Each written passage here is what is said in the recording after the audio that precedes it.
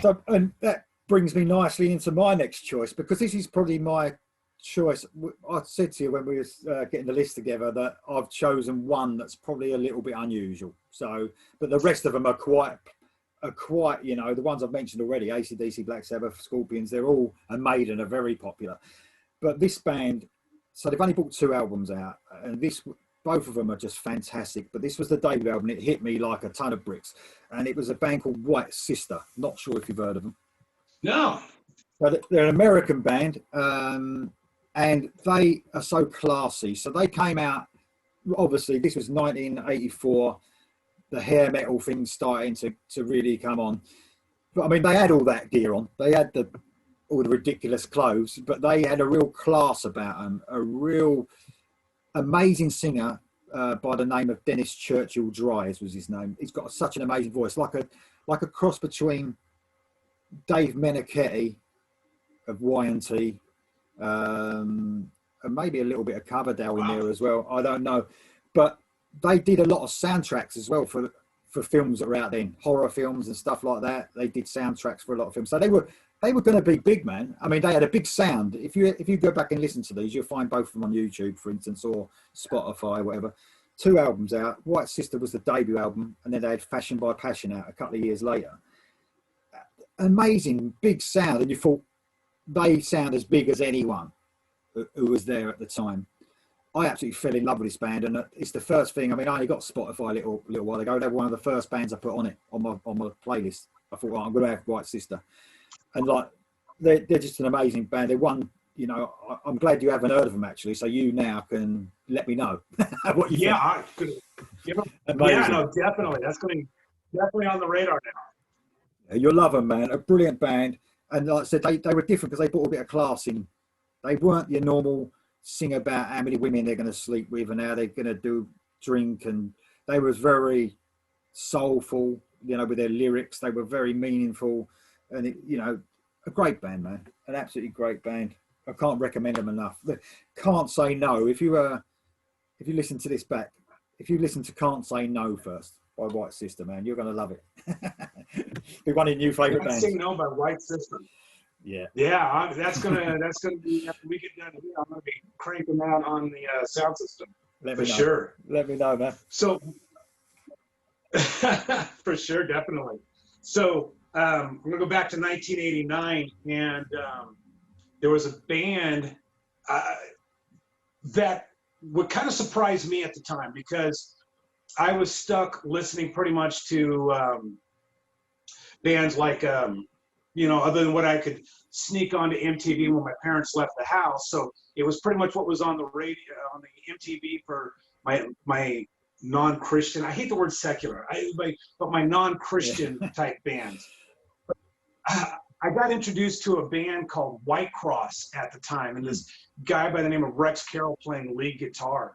Yeah. White Cross had this killer commercial sound that none of the other Christian, even Striper really didn't have a commercial sound compared to, say, White Cross. These guys were just what was on MTV at the time, and they were kind of underrated.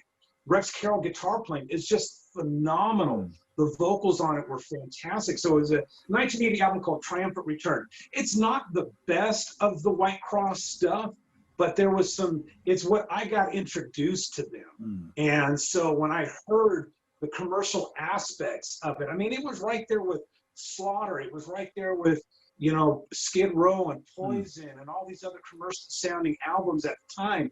And there were really no Christian artists other than maybe like Ken Tamplin's Shout that had a commercial sound at the time. Yeah. It was all these kind of like Striper clones or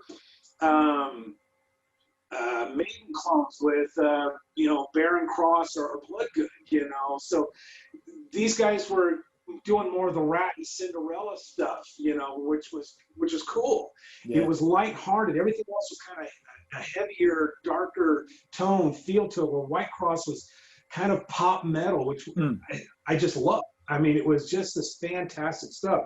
So it was like, you know, a Stoplight and a couple other songs on there. Rex Carroll had some lead guitar stuff that he did on another album called Nagasaki. And it was just this fantastic, like Eddie Van Halen lead guitar solo, just riffage. That was just mind blowing at the time. And so that was really a fantastic album, and again, a fantastic time as far as music wise. That whole 80s thing for me was phenomenal. And White Cross, again, just it brought some commerciality into my life as far as, you know, having what I was seeing on MTV, but now having it in the quote unquote safe religious realm, so I could listen to it without my parents coming in and going, hey, what's this? You know, kind of nonsense that I can deal with as a teenager, as a kid growing up, living under somebody else's roof, somebody else's rules, you know. Oh, Dad, you know, whatever, you know, that's what I had put up with, you know. But so, you know, that was kind of cool that, you know, I had now that element that I could latch on to, you know, besides my subterfuge when parents left the house and flip on MTV and, you know, get my fix that way with other metal artists. Great, man. That's great. I mean, you mentioned Shout in there quickly as well. What a great band they were, man. Oh, man. I love Shout.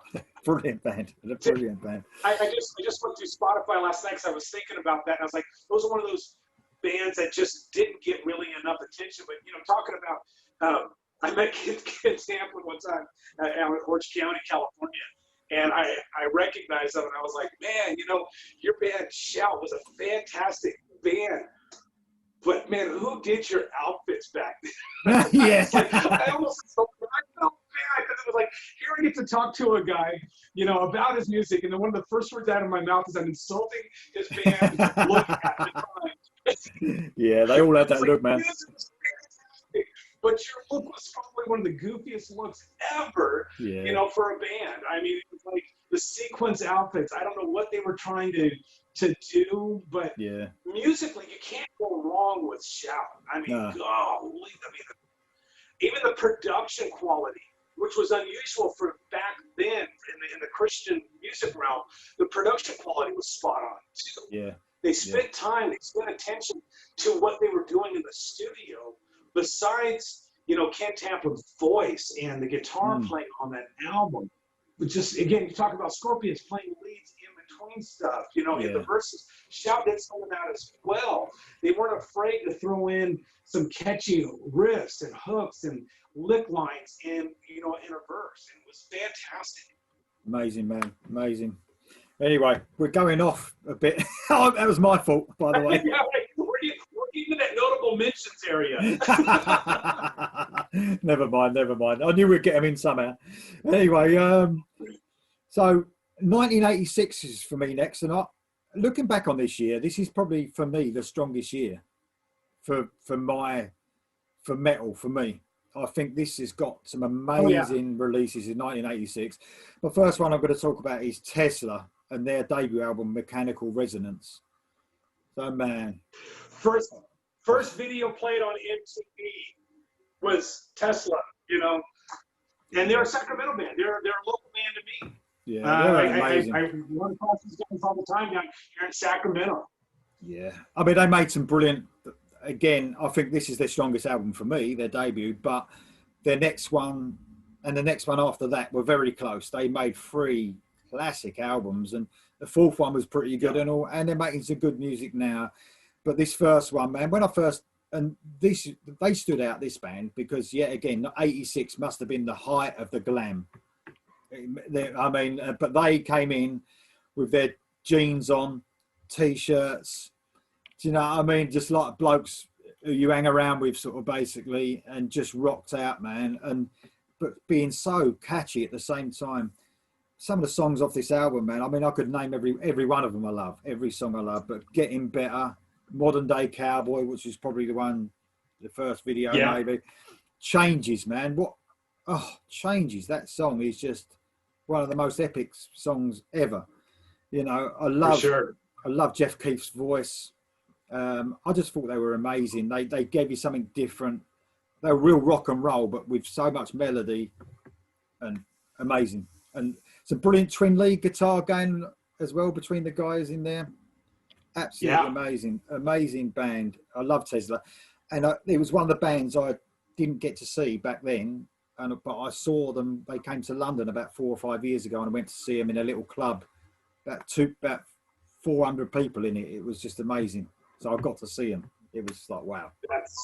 That's awesome. Yeah, it was a New Year's out in Sacramento one year, and I heard a Tesla song playing, and walk into this massive tent right along the Sacramento River, and right before the 4th of July fireworks were getting ready, or New Year's fireworks getting ready to go off, and there was Tesla playing, and they were just playing in this open venue. Come in and see us and hang out and watch.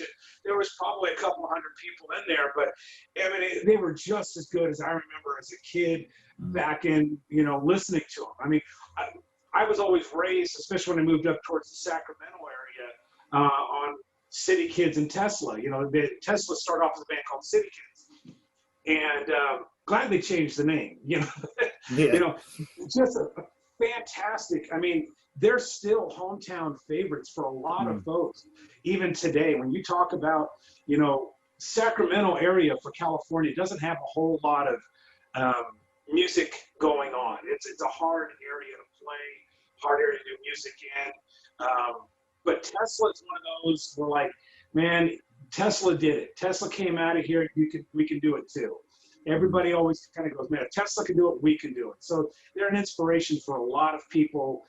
Even musically today, they're just fantastic band, fantastic bunch of guys as well. I've had the chance. I think I met. I'm trying to think of his name now. I think it's a bass player. I mean, he's got a studio down here in Sacramento. Brian Wheat. Yes, Brian. So had the chance, and he was at one of the gigs in the band that I was playing called Anarchy Lace, and had the chance to meet with him, and it was that was kind of cool, through a friend of ours in the band, Brandy. She knew him, and so that was kind of cool to be able to meet one of the guys from Tesla, and he was there to see her, but he saw me play, our version of music for the band. It was kind of an embarrassing, band at the time, but we did our thing. It was cool. Nah, brilliant band, man. Put on my resume of bands that I say, I played in, But it was an opportunity to get out, play music, have some fun, have some beers, and do our thing, and that was all it was about. We just had fun with it as much as possible. So Tesla, great band for sure. They are, man. They are. Okay, mate. You're next. So I'm going to jump into 1990, and I'm going to go with 1990. We start seeing a transition, of musicality going on here. We start seeing, probably we start to see less heavy metal. We're starting to see the emergence of stripped down hard rock, stuff, and we're starting to see the emergence of grunge. And I was never a grunge fan. I'm not a grunge guy at all. Alice in Chains and probably Man in the Box was kind of a cool thing, because it was metal enough for me. But some of the other stuff, kind of went off into that whole grunge scene with a lot of those guys, Soundgarden and I never got into the grunge stuff.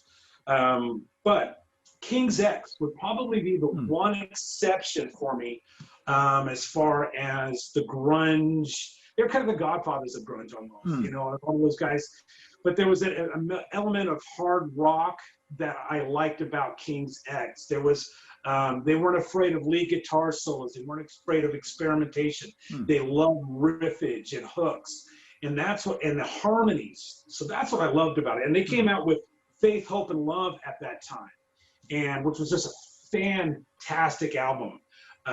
They had some Beatles influence in there on top of these Hendrix style hooks and riffs, and just some fantastic stuff. I mean, Doug Pennick's voice still to this day is phenomenal. I mean, you could put on a King's X album today and still just be kind of taken away into another, musical style and just be impressed with them. So that'd be kind of my off metal, list. But King's X really opened my mind up to some different styles and influences that I hadn't considered before. And I didn't have to go into the grunge. I was able to kind of like be in an area where it was still metal to me somehow. No, good choice, man. That's good. That's good. We still haven't collided yet, which is pretty cool. But right, I'm sticking with 1986. So, like I said, what a great year. I mean, I could have chose a few from 1986, but I've gone for one of my favourite bands of all time, and that's Queensryche and their album Rage for Order. So, I mean, I know Mindcrime came out a couple of years later, Operation Mindcrime. Yeah.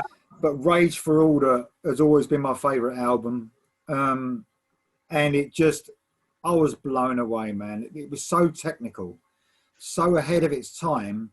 I mean, you just put it on now, it sounds futuristic almost. You think, how can that album now, 1986, still be like that? So many intricate, not so progressive that you can't listen to it. I mean, I'm not into progressive music that much, but I like the odd time signature and the odd weird part of a song. I quite like hearing a bit strange, but I don't really like full-on progressive music. I think it takes me out of the groove a bit too much.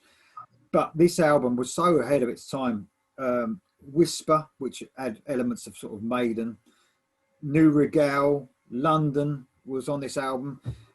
Every song is a 10 out of 10 on this one, and I mean, it's just amazing songwriting, so far ahead of its time. And Jeff Tate's voice, man. I mean, I know I love Todd La Torre, you know, the new Queensryche singer. I think he's amazing.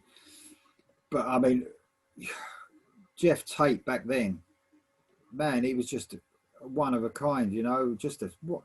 I mean, if I'm talking about my favourite vocalists of all time, in his prime, he's probably got to be. He's got to be up there with Dio, you know. He was just absolutely amazing vocalist. And even now, like you listen to Rage for Order, there's some bits on there, just blow your mind. You just think it just sounds so weird. And I think they just really push themselves, you know, to be different again. I mean, yeah, again, that if you look on that album cover, man, you look on the back, they look like a load of girls then as well.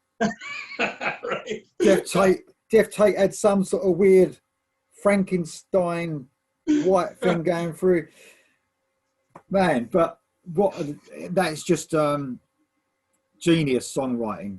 I mean, across The Warning, Rage for Order, Operation Mindcrime, and probably Empire. What a run of albums. Absolutely. Yeah. Amazing. No, totally. And that was one of those bands that I didn't discover till Operation Mindcrime, you know, and it was because that hit of theirs, Silent Lucidity, you know. When that came out, it was so different. It was so unique from what I had heard going on with the metal scene at the time. And his voice was just like, wow, what's going on here? And then you go listen to like Jet City Woman, and it was just like, you know, his vocals on that, you know, and the way his sustain was, and the highs he was hitting was like, wow. And so I had to go back at that point and try to find earlier stuff. What was going on? Who were these guys? You know, it probably was 2-3 years later before I realized, and I was able to, you know, because I was now moved out of the house and doing my own thing in the Marines and stuff, you know, many years later, that I was able to find this earlier stuff. And I was kind of like, wow, I thought this was their debut because that was all I was ever exposed to on MTV, which was kind of the disservice, you know, that MTV did for a lot of people is, you know, these bands would come on MTV and we're thinking, okay, this is who they are. This is the only stuff that they've ever done. And, you know, it would be years later because now we have the ability to go back and find earlier stuff. Back then, you really didn't. Oh, no. So to find earlier stuff from artists was you might get an A album or 2 previous if you were lucky because the music store still had it in stock. Yeah. You know, that, or you would find it at a garage sale or something like that. Yeah. You really didn't have a way to, back in the 80s, find earlier work if it wasn't the music stores. Exactly. I miss those times though, man. I really do. Oh, dude, I'm telling you. Well, you know what? It's one of the cool things I was talking with my dad about the other day, and it was like, you know, the music that I grew up with, and one of the cool things about like what you're doing and what some other people are doing as well is we're talking about, and we're talking about the music that we grew up with and we love, and we're bringing it back in a variety of different ways. Yeah. And artists are trying to make, you know, comebacks, putting out new albums. I mean, bands like Stryper, I mean, we demanded that they come back and do something new. We love their music. We grew up with it. We want to hear more. Do you have any more? What can you give us? And so, you know, we got still bands out there like Warrant, and, you know, they're loss of the lead singer, you know, rest in peace, guy, you know, miss you. You know, but, you know, still putting out some great music, you know. So, you know, there's, you know, Crew is trying to, they struggle a little bit, you know? But, you know, still some great music being put out there, and that's because we, the fans, are going, hey, we want more of it. This is what we love.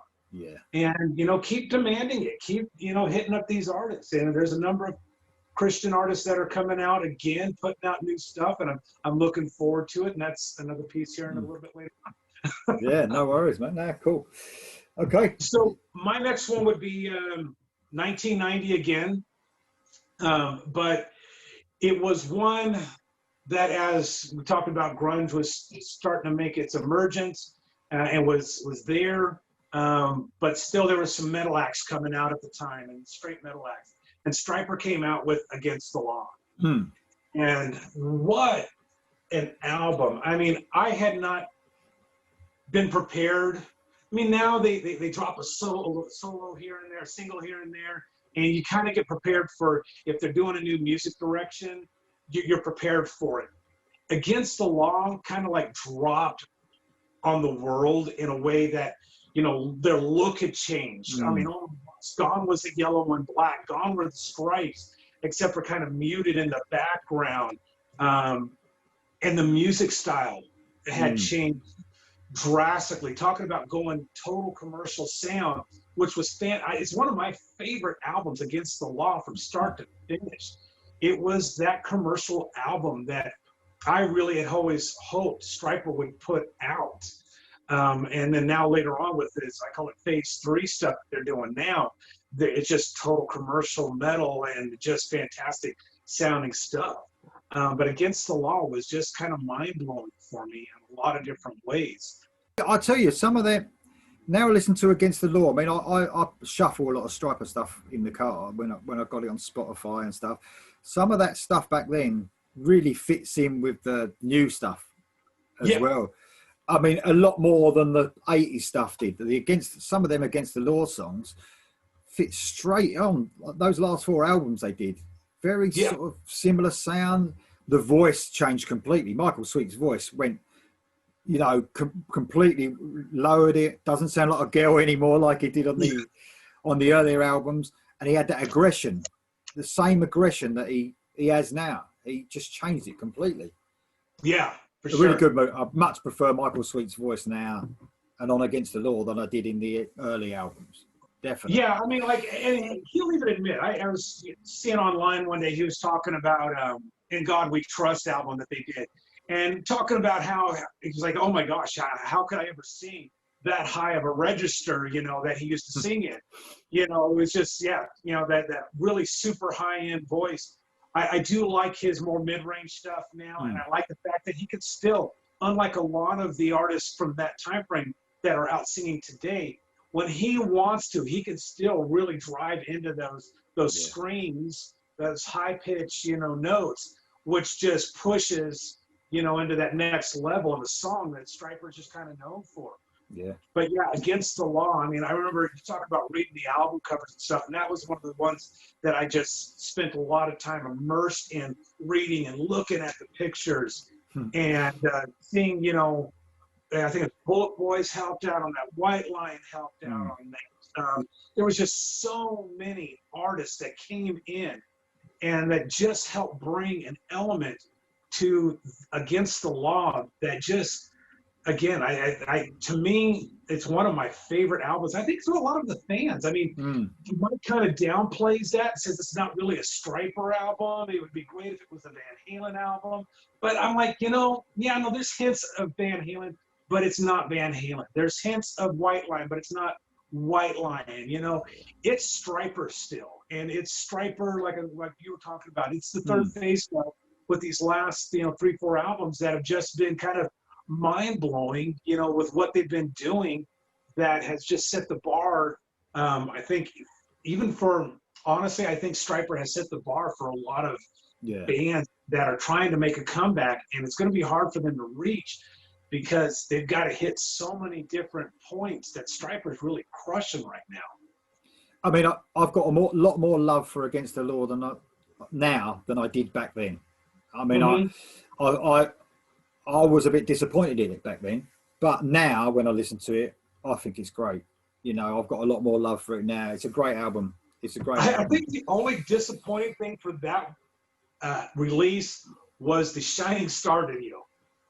I don't know what the heck they were thinking with the roller coaster ride through with the girls and I don't know what that was all about. There used to be there were some bad videos back then from everyone. There was some terrible ones. That was probably one of the worst, videos that they did. Although I did get in a cross with Oz Fox on Robert dancing in the desert with his drum set. He and I kind of crossed up online. I was like, what the heck is that? He's like, it's post-apocalyptic, man. And I'm like, no, dude. And then finally Michael came out and he was like, look, we were kind of shot this at the last minute. It was kind of a last-minute deal. We kind of had an idea. We just didn't want to break out Robert's set because it's a big set and we had less than an hour to shoot this video. And I'm like, okay, that's an answer. You're making excuses, brother. Stop, But, that was an odd video for Stryper in the Phase 3 that they're in now. But, yeah, but again, Against the Law, that was just a fantastic album for me musically, lyrically. Love the direction, love what they did. It was sad to see that it was the end, really, for Stryper at that point. Yeah. I mean, Mike was, going to go ahead and leave within, not before the end of the tour. And you would have Dale Thompson from Bride coming in and cover, and Oz Fox covered his lead vocals and stuff. So, that was kind of disappointing to see that. There were some issues going on with the band as they struggled with their faith and who they were and who they weren't. And so glad to see that they're back and they're just cranking out some killer music. But yeah, Against the Law is favorite album for me. It's a great choice, man. My next one's going to be a bit controversial, I think. So I mean, you have actually mentioned this band very slightly. You've mentioned it just for a split second, but 1992. So as you know, grunge was huge, and I did get caught up in the grunge scene. I did, but not many bands have stayed with me. I mean, I go back now and listen to all the 80s bands. So when it comes down to the grunge bands that I used to listen to, there's only one band that I really have still stayed with me, and that's Alice in Chains, who you did mention earlier. Yeah. So in 1992, they brought their Dirt album out, which just engrossed me. I was just amazed by this album. And you know what I think it is about Alice in Chains is because they are, I don't think of them as grunge. I think they're a metal band. They sound like Sabbath, early Sabbath to me. That's what they sound like. But this album was, I mean, it wasn't a happy album. I mean, it was, I think there was a sort of story running through it, basically, from about the fourth track in till second to last track. Someone basically goes in the army and can't deal with it, comes out, gets into heroin, basically, and ends up in a complete state. And it's like, and I think at the time, I'm not saying that metal needed something like that miserable, but I think it was going to happen. It was going to happen. Yeah. The partying and that can only go on for so long. And I think that's what happened. It was something completely different. And that's why it caught on. And it didn't catch on for long, did it? I mean, it was only there for about 6-7 years. Yeah. You know what I mean? But you really look at even like the heavy metal scene. I mean, it really, as far as, when we talk about the bands that we like, it really didn't even last all that long, too terribly long either. Nah. I mean, you're talking, 90, 91, 92 at the end of it, really, and then really starting 80-ish as far as, the majority of the bands that made it through. So about a 10, 12-year run, and it was dead. Yeah. You know, You think it's long? It seems a lot longer, doesn't it? It seems like it's like 20 odd years, but it wasn't. It wasn't. It wasn't. It's no. kind of mind blowing. I just got to mention as well, as we're talking about Alice in Chains, that Lane Staley. I mean, the late Lane Staley, who died tragically. I mean, he had such a different voice as well. So powerful, completely different band than what we were getting, obviously, in the late 80s and that. But I mean, yeah, the Dirt album will always stay with me as a classic album. It is very depressing, though. It's not a very happy album. Well, I think that was like one of the things about the whole grunge scene. I mean, yeah. And I think that was really kind of the nail in the coffin, as it were, for grunge.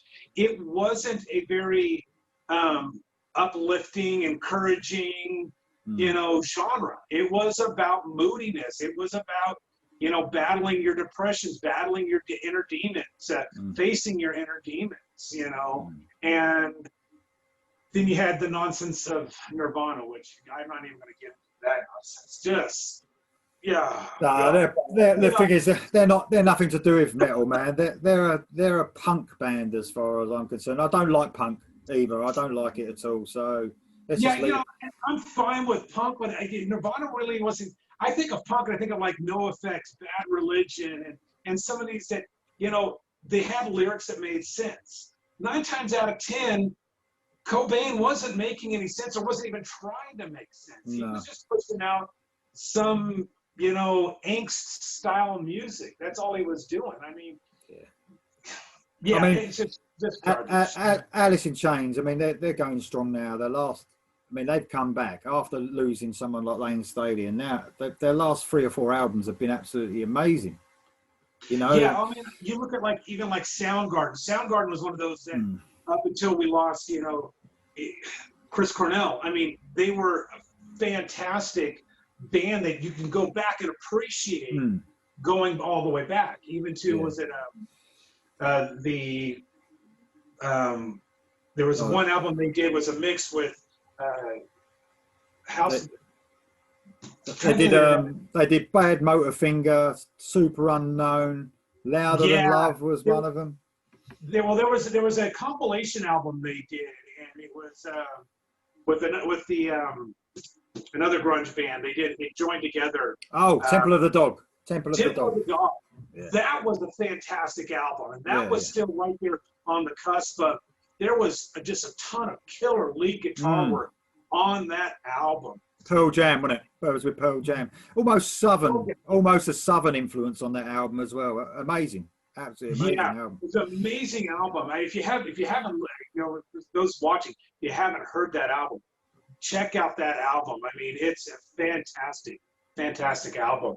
But Chris Cornell and Soundgarden, you know, as far as grunge goes, I mean, that was just a fantastic vocalist right there. But you look at like grunge, I mean, as sad as it is, while a lot of our metals guys are mostly still around, a lot of those grunge guys, like the lead singers, have sadly couldn't pull themselves out of that depression, and we lost a lot of them, sadly. You know, I don't know whether that was, you know, why that is for that grunge metal scene. You know, we lost a lot of those singers, you know, due to suicide, sadly. You know, it's sad. Yeah. And so whereas heavy metal, we never had that really issue. You know, you get a guy, he would overdose, you know, or struggle with, you know, drugs and alcohol, but we didn't lose too many of them. You know, Janie Lane with Laurent, we lost him recently from suicide. But grunge, you know, there's probably you know, Eddie Vedder, you know, is probably the last one still, or really of the lead singers of the major, you know, and looking back at the big guys for grunge. And looking back at Eddie Vedder, you would think, I'm not saying you would think he was going to be one of the first to go, because he was. We don't wish that on anybody, but you would have thought, you know, Eddie Vedder, you know, because they only had maybe 1 or 2 albums that was really good from start to finish. Yeah, I agree. You try to go back and listen to their stuff, and it's their hit songs is what they got. Yeah, I agree. Anyway, I've got the grunge one out of the way anyway, mate. I've got the grunge one out of the way.